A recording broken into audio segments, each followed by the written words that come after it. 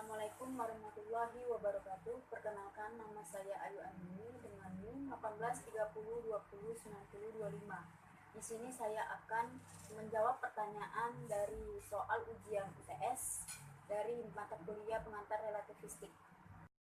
Perbedaannya antara transformasi Galileo dan transformasi Lorentz ialah transformasi Galileo itu adalah transformasi yang dari koordinat dari suatu kerangka acuan ke sistem koordinat kerangka acuan lain yang bergerak konstan relatif kerangka acuan yang awal.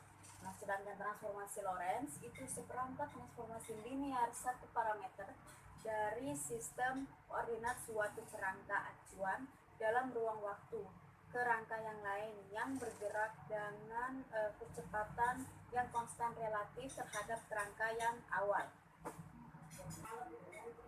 Pada mulanya transformasi Lorentz sama dengan transformasi Galileo. Yang membedakannya yaitu pada transformasi Lorentz karena membahas kecepatan yang hampir mendekati kecepatan cahaya atau c. Nah, soal nomor 2 yaitu di bagian A.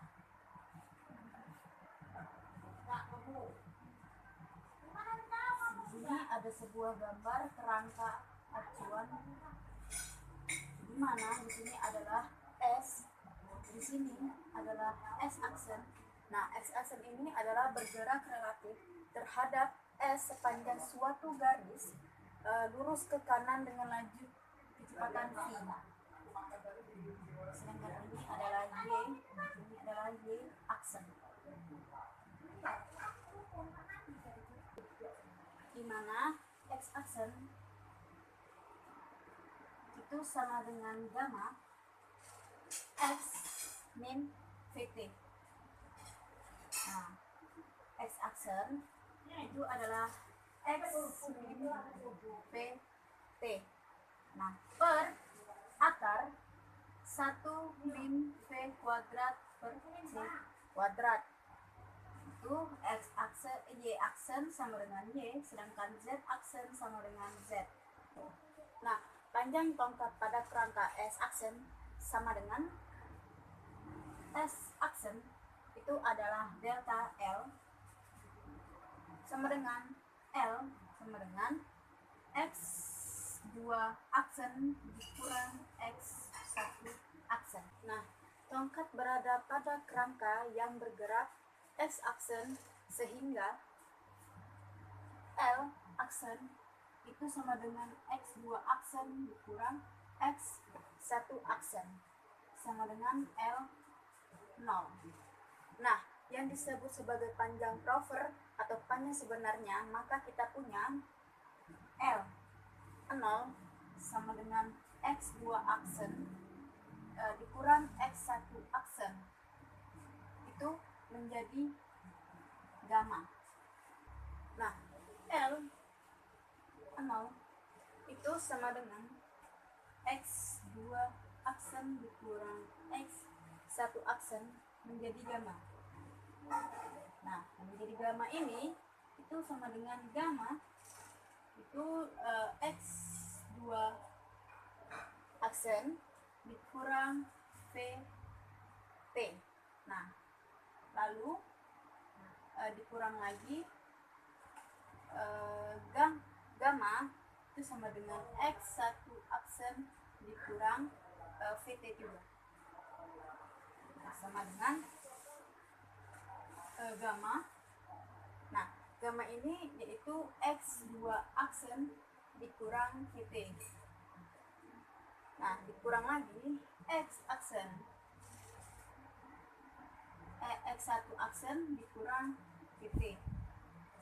Gamma sama dengan X2 aksen dikurang X1 aksen sama dengan X2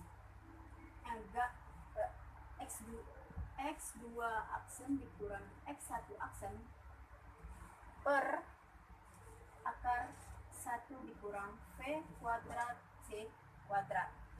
Nah, dengan rumus akhir yaitu L0 sama dengan L per akar 1 min V kuadrat per C kuadrat. Nah, lalu sama dengan L0 per gamma. Nah, pada kerangka S aksen itu mencatat perbedaan waktu, yaitu T0 sama dengan T2 aksen min T1 aksen, di mana T0 itu adalah waktu yang sebenarnya, sedangkan T itu adalah waktu di kerangka diam. Nah, sini adalah T itu sama dengan gamma. Nah, gamma ini adalah T2 aksen plus Vx aksen per C kuadrat dikurang atau min gamma T1 aksen plus Ux aksen per C kuadrat. Nah, kita turunkan lagi, T itu adalah gamma sama dengan T2 aksen plus Ux aksen per C kuadrat dikurang, gammanya sudah hilang berarti tinggal T1 aksen dikurang Ux aksen per C kuadrat. Nah, kita turunkan lagi berarti gamma itu sama dengan T2 aksen dikurang T1 aksen. Kenapa? Karena ini kita coret, berarti tinggal yang ini dan yang ini.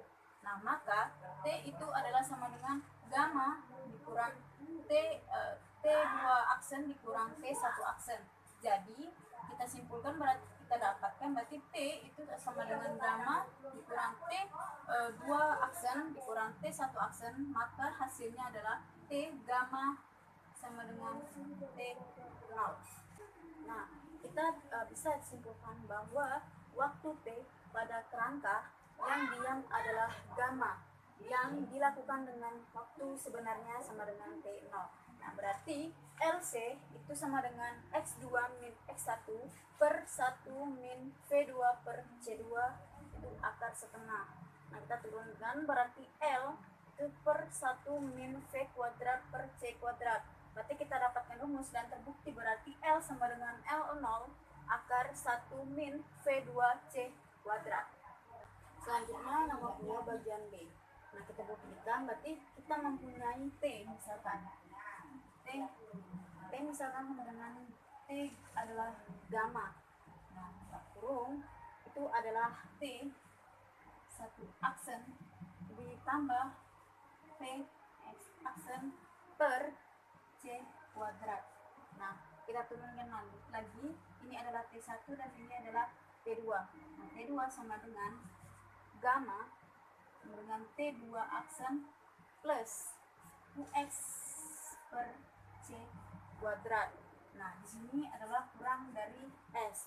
Nah, pada kerangka S aksen ini kita mencatat perbedaan waktu antara T0 itu sama dengan T2 aksen kurang T1 aksen, di mana T0 ini adalah waktu yang sebenarnya, sedangkan T2 aksen dikurang T1 ini adalah T itu adalah waktu kerangkanya. Selanjutnya, sedangkan kita sudah mencari nilai ini tadi, berarti kita yang ini, berarti T itu sama dengan gamma dibuka kurung T2 aksen dikurang Ux aksen per C kuadrat.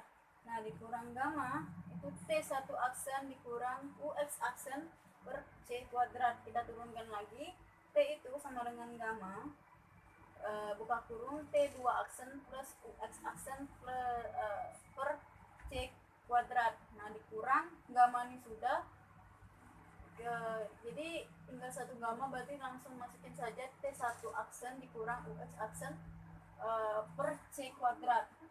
Nah, maka T ini sama dengan gamma dikurang T2 aksen dikurang T1 aksen. Kenapa hasilnya ini? Kita coret juga ini Ux aksen plus per C kuadrat ini juga. Jadi sisanya T2 aksen dengan T1 aksen, maka kita masukkan rumus, jadi gamma itu dikurang T2 aksen dikurang T1 aksen. Jadi kita temukan jawabannya berarti benar. T itu sama dengan gamma T2 aksen dikurang T1 aksen, itu sama dengan gamma dikali T0. Nah, dapat disimpulkan bahwa waktu T pada kerangka yang diam adalah gamma.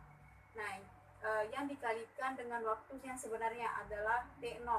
Nah, pada kerangka yang bergerak atau S aksen. Demikianlah apa yang saya sampaikan.